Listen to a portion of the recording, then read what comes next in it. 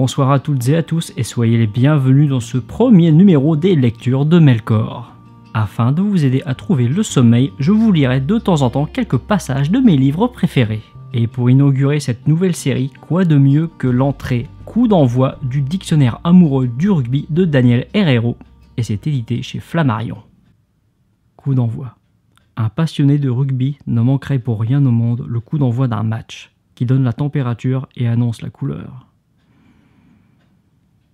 Voilà notre homme qui court dans l'allée menant au stade. Il sue dans les couloirs à la recherche de sa tribune. Il entend la clameur qui s'élève autour de lui. C'est horrible, il ne voit rien. Il est sans doute en train de louper l'échauffement des joueurs, ou peut-être le coup d'envoi.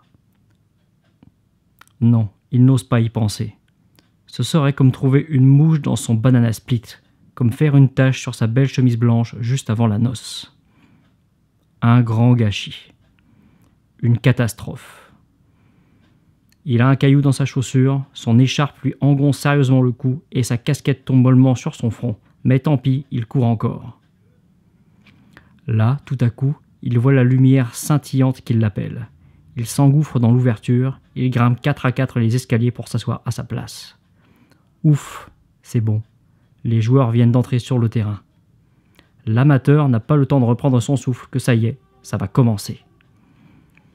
Tension maximale. Les joueurs trépignent comme des fauves en cage. Les dirigeants de chaque équipe ont le teint pâle. Le public gronde. L'étrange cérémonie commence par une série de coups. Le premier est sonore, long et strident, tout droit sorti des poumons de l'arbitre. Il annonce nerveusement l'ouverture des hostilités entre 30 hommes qui n'attendent que ce signal pour exploser. Au coup de sifflet répond alors immédiatement un coup de pied, qui met le ballon en jeu. Il s'offre une première promenade aérienne au-dessus de la meute qui s'active sur le terrain, prête à tout pour s'en emparer. Les hommes se déchaînent, tendant leurs mains à vide, se jetant tout entier dans la cohue pour conquérir la balle, qui ne leur promet jamais rien.